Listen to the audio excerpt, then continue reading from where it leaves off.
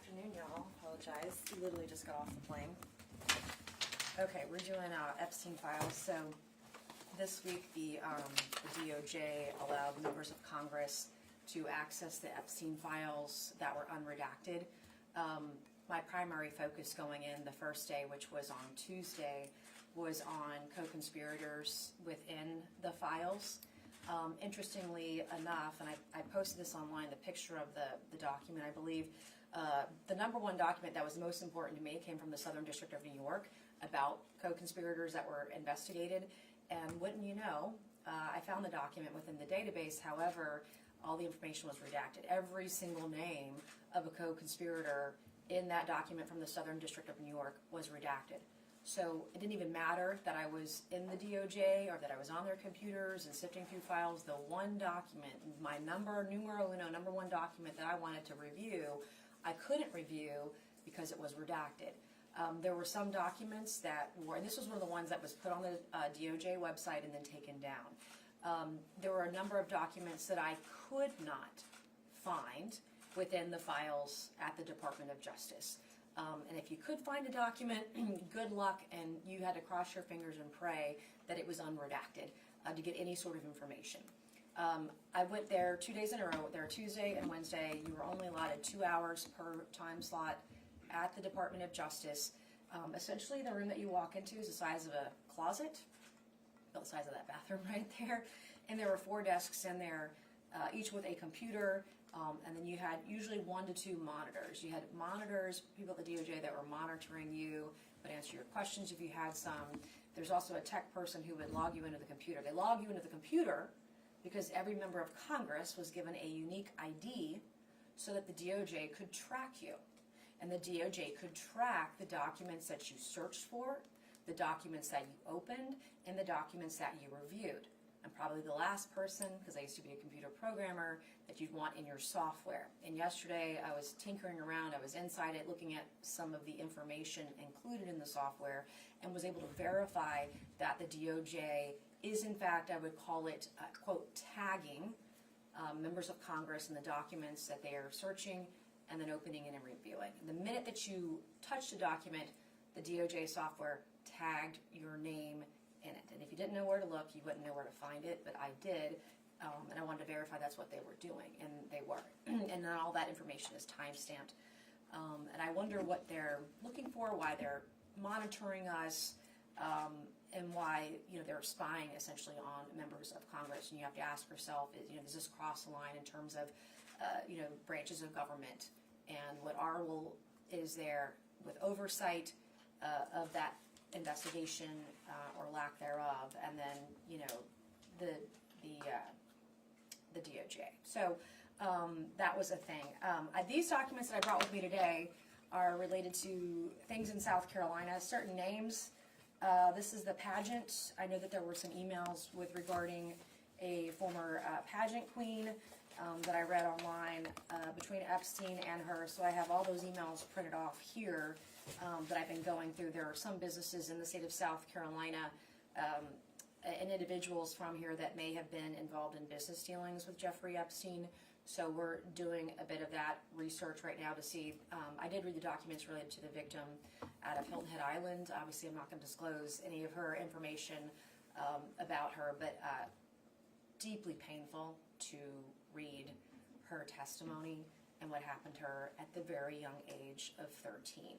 And what I realized in reviewing these documents is that this touched thousands of lives. And it wasn't just in Palm Beach or in New York or on Little St. James. I mean, I saw evidence, and this is giving me chills right now, goosebumps, of people all around the world trying to sell Jeffrey Epstein women. And I saw a series, and so there shouldn't be a surprise, I suppose. We're talking about a billionaire with a lot of billionaire friends, so we shouldn't be surprised that it reached into South Carolina. It probably reached into every state in the United States, whether it was business or fraud or sex trafficking, prostitution, you name it. This had to touch people in every state in the country. In several countries around the world, we're talking about a global sex trafficking ring. And there was an email that I know a lot of people posted online where it was referencing a 9-year-old. That particular email where it says new Brazilian came in and it was referencing a 9-year-old. Well, that was a typo. I don't know how you get a typo in some of these documents. It was actually, I believe, a 19-year-old. And that email came from a woman in Paris at a modeling agency, and that woman will be listed on a list of names that I will be providing to the Oversight Committee of people that I want to have interviewed, depose, and to testify before Congress about what was actually going on. And there were a lot of women that were trying to recruit women or, send pictures. This was a modeling agency agent out of Paris that was sending Jeffrey Epstein a photo of an undressed 19-year-old model, new model from Brazil. And, and so time and time again, you would see evidence of women recruiting other women, women trying to recruit underage girls, etc., that kind of thing. That was one of the reasons why I just realized, wow, number one, it's so widespread, this is worldwide. Two, it wasn't just men who were predators, there were women who were predators too. Some of the other documents that I uncovered and read through were really the harrowing details of 12-year-olds, 13-year-olds, 14-year-olds that were recruited by Epstein, that were groomed by Epstein, and not only were they raped and sexually assaulted, they were then paid to recruit other girls to come into the trafficking ring. And we're talking a 14-year-old child. There were parents that allegedly would travel with their underage daughter to places like New York, to places like Palm Beach, to lend out their teenage daughter to Jeffrey Epstein and his business partners. So when you read that, it's really, it's shocking.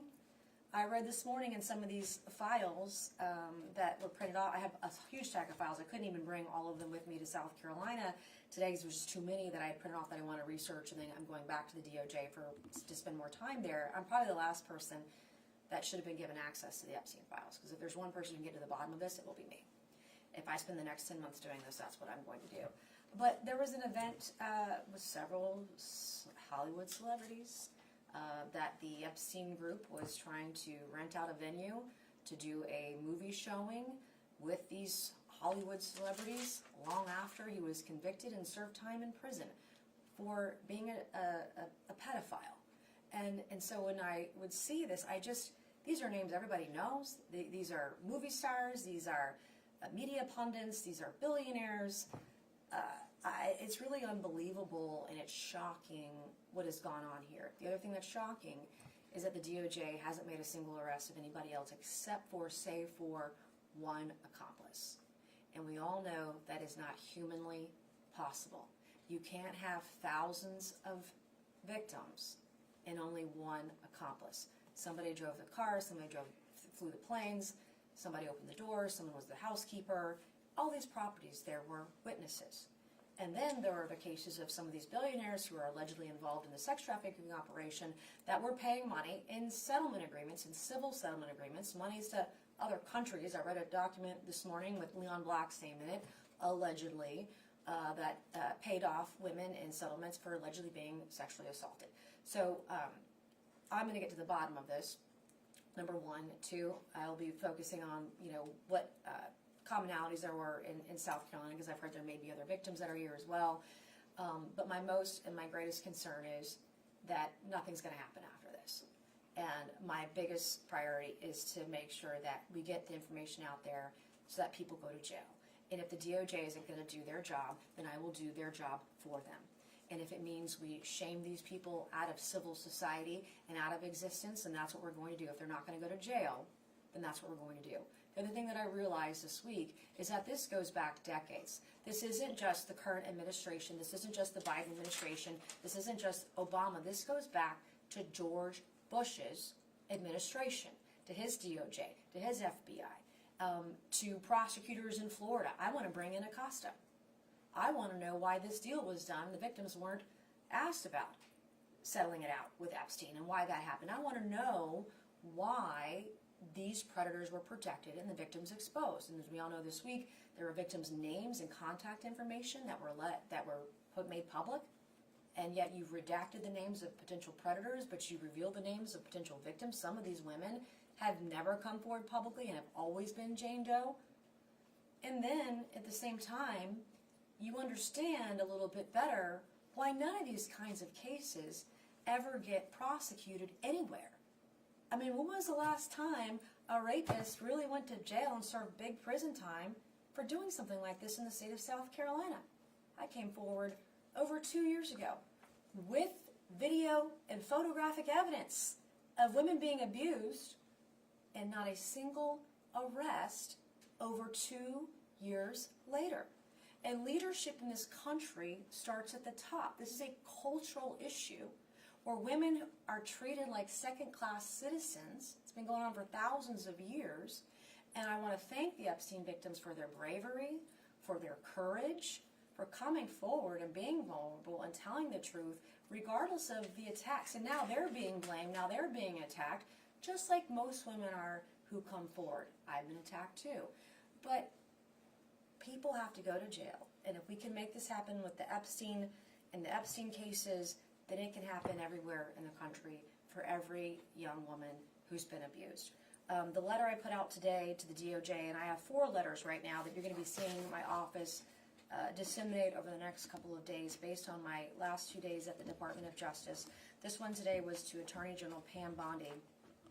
We have this law signed into place, the Epstein Files Transparency Act that was signed into law that requires the Department of Justice to release all unclassified records. Now the DOJ has put records up and then taken them down. And I want a list of all the records, the file names, and a quick summary of what that document is, why it was removed from the DOJ website, and what was the reason, and when it's going to be placed back up on the DOJ website. And then I'm going to want to see a copy of all those documents unredacted. Next, I have a letter going out to the Southern District of New York any day now. One of the excuses of the DOJ, and this can't possibly be true, no one in their right mind believes this, but one of the excuses that we were given, and the reason why some of these documents were redacted in the DOJ system is because they say that's the way the data came to the DOJ, that it came already redacted, protecting the names and identities of the predators. We all know this isn't true. Because if the names of the victims in those same documents weren't redacted when they came over, then you can't tell me that it's truthful that they were redacting the names of the predators when it came to the DOJ. I don't believe that. And so I am putting a letter together for the Southern District of New York to provide all of their documents unredacted to the DOJ. Like, I can't even in my right mind. We're literally the Department of Justice for the United States of America, and you can't even get unredacted documents related to this investigation and the grand jury in New York. Nobody believes that. And I've got another letter that'll be going out in a couple days to the CIA. So the CIA allegedly is in possession of certain documents related to Jeffrey Epstein. I want to see those documents, and I want to see them unredacted. I want to see a copy of all of Jeffrey Epstein's passports, and under every single pseudonym, he had those passports under as well. So you'll see that. The 4th one, I was doing this like stream of consciousness yesterday and this morning. Do you remember the 4th one? No, I can get it. We can follow up with you afterwards. It's been a long week. But at the end of the day, it's going to be a list of names. I'm sorry. The 4th document is a list of names to the Oversight Committee. There are more names than I imagined that would be on that list, and they're not all criminals. I'm not saying that. I'm not saying that everyone committed a crime on the list I'm going to provide to the Oversight Committee, but I will be including who I believe to be witnesses, who I believe to be potential predators, and people who have information that will be of value to the committee in investigating the Epstein files. I am taking great care, because there are names of women on my list, to ensure that the women I will be listing are not victims of Jeffrey Epstein. So that's my number 1 priority, is to make sure that I'm not exposing any victim unnecessarily. I will not make the mistake of the DOJ. All right, and the list is actually, it's very long, and it's in my it's in my notes here. I've got my notes from the DOJ, and I've got a list of names of people within this that I want to that will be on that list to the Oversight Committee. I've warned the chairman that that list is coming, and I want those people to be invited to testify or be interviewed or deposed by the Oversight Committee. And if they won't come to the Oversight Committee, they need to be subpoenaed. And I do believe there needs to be a special task force. If the DOJ won't do it, then the House Oversight Committee or some variation thereof, either a subcommittee on the House Oversight Committee, or a separate special task force. And I will be requesting this to the Speaker of the House and to the Chairman of the Oversight Committee. There needs to be a special task force that is strictly looking at these files, what happened, when it happened, and who covered it up. Because at the end of the day, none of this matters if nobody goes to jail and if none of these predators are shamed out of existence. So with that, I will take some questions. Yeah, question for you. We've seen across the globe other leaders step down because of their ties to Epstein. Why do you think that has yet to happen here in the States? That's a great question. We've seen more punishment of some of these potential predators in other countries than our own. You saw Prince Andrew and his title taken away. You're seeing diplomats stripped of their titles and their diplomacy in other countries.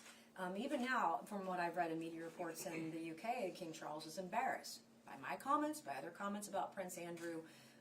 But we've seen other countries do more to punish these individuals than we have. And it goes back to, I think, the culture that we have here. Women who come forward are shamed. They're called liars, no matter the evidence that they bring forward. I'm a witness to that. I've seen that. And it's shameful. It's disappointing.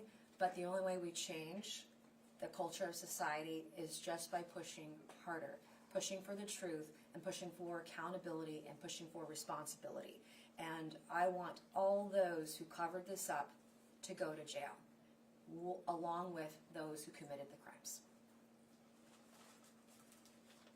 What's your reaction to how Attorney General Bondi, I guess, performed in front of that hearing the other day? When she was asked a tough question, she discussed the Dow and how high the stock market was doing.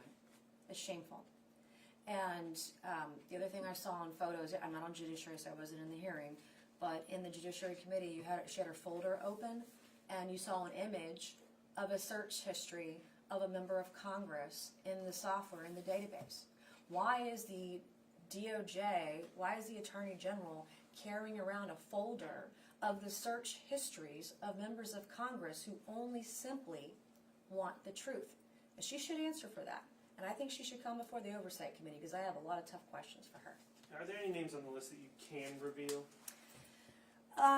Well, Bill Gates is going to be on there. I've talked about him. Leon Black is another one who's been mentioned in the press. Again, when it comes to some of the female individuals, I want to make sure that I'm not revealing the names. We have vetted the list of females one time. I found more names, so we're going to be vetting of those names. The magician, whom everybody knows, is going to be on the list. Jeff Staley is another one who's going to be on the list. So some of these names you're going to recognize, but then there are others who worked in the houses, who clearly witnessed things, that I'm going to ask to come forward and answer questions. And have you seen anybody in the, I guess what I'm getting at here with your list, are any of them, Republican allies of the president, or are they all There'll be a mix of Republicans and Democrats. I'm going to be equal opportunity about the names. I'm not going to be. Sure. I'm not going to be filtering it for political affiliation. Okay. You noted in the, holding up some of these files that you've brought with you today that you have seen South Carolina connections. Based on the materials that you've reviewed, do you see any potential South Carolina co-conspirators? I don't. Not in the co-conspirator side. Now, I haven't read all of the pageant emails to know if that individual was involved in any of that, but I have not.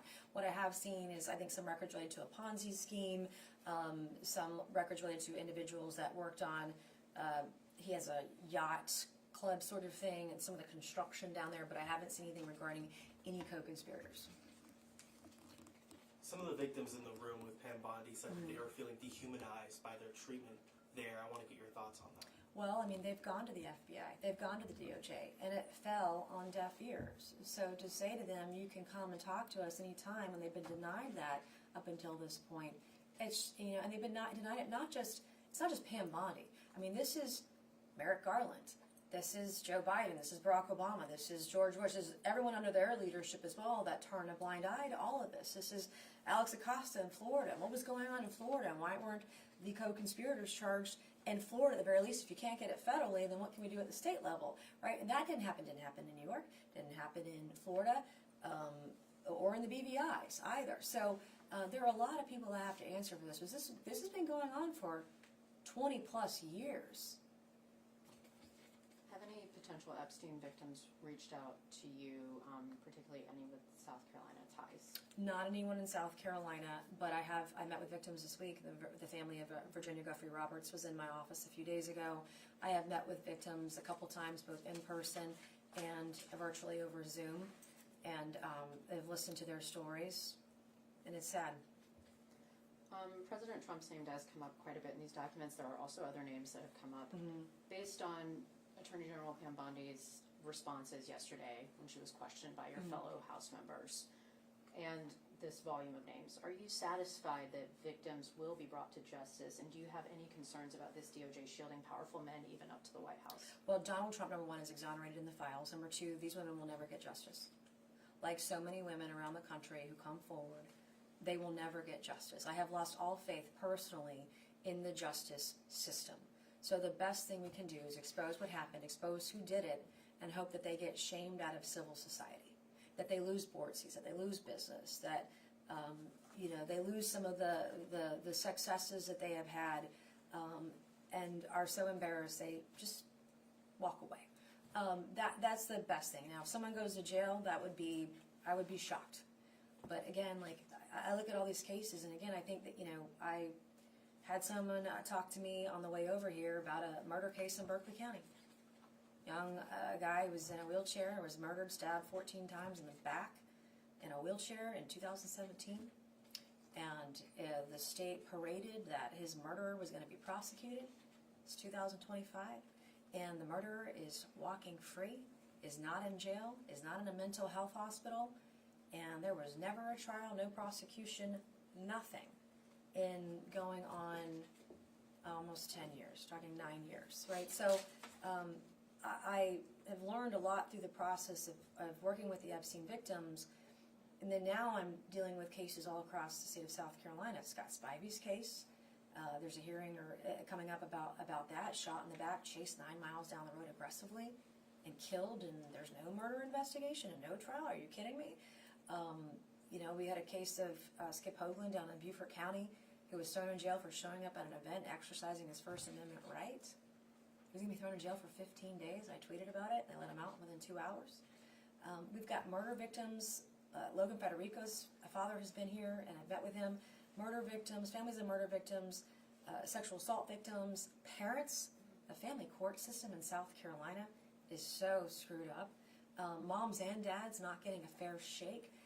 And so I have just learned to live vicariously with all this trauma of all these families who are just begging for a fair trial, just begging to get justice. And I want to be able to give these people hope. And so if we can't get justice in the court system, then we get it in the public domain. And that's what we're going to do with the Epstein files. You've expressed a lot of frustration with the DOJ today.